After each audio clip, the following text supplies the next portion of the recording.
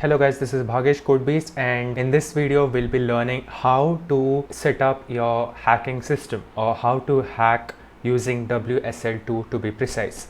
If you don't know what is WSL2, make sure to check that out. I'll give a link in the description. I'll be teaching you all how to set up Kali Linux, which is known for learning how to hack. Here I'll be talking about ethical hacking to be precise. Let's get started.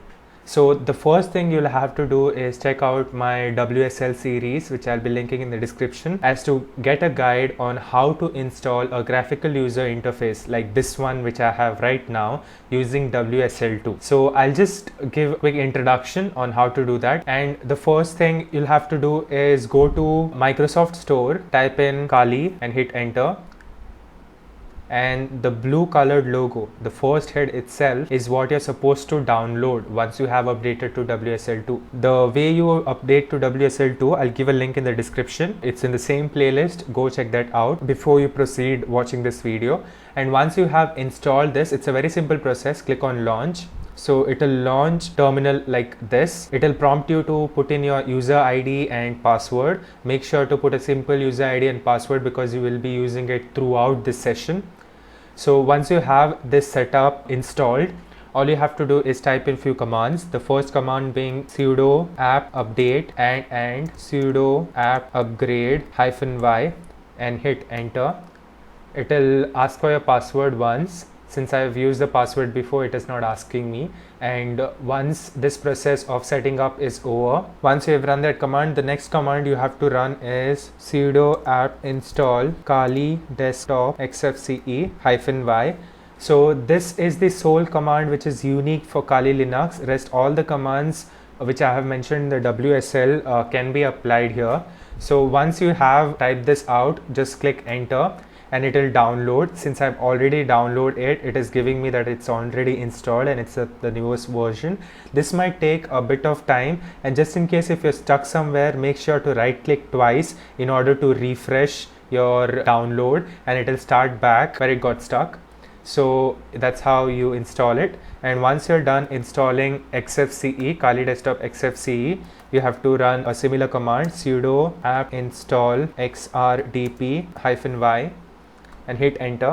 So these two things which you have installed, just now, XFCE and XRDP for GUI. And once you have done installing that, all you have to do is type in sudo service xrdp start and hit enter. So after that, all you have to do is type in IPADDR to get your IP address, since we'll be getting into the GUI using your IP address, that is SSHing to the same system. All you have to do is select and Control C to copy.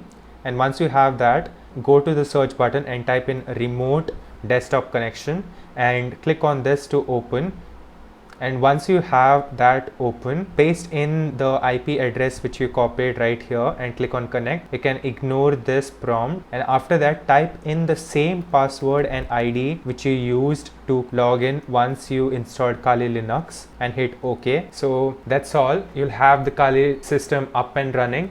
It will utilize the same resources as your system. Just in case, if I go here, let me just enlarge the font for you. If I just type in lscpu and hit enter, if you see, it's using the same processor and storage, everything same as my system. The next thing I'll be teaching you all is how to install Metasploit, which is a very common tool used in hacking and phishing and stuff like that. So we'll be learning how the attack is done and what is the process, so we can understand when that attack has been done to you or to anybody around you, so that you can be aware of things like this.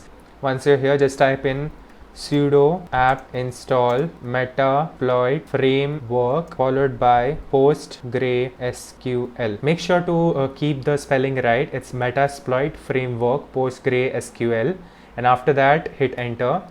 It will ask for your password and it will be downloaded. Again, this takes a bit of a time. Make sure to be patient, and just in case if the download gets stuck somewhere, make sure to right click twice. So it will get refreshed and it will continue downloading where it stopped. Since it's already downloaded, it is telling me that it's already the newest version.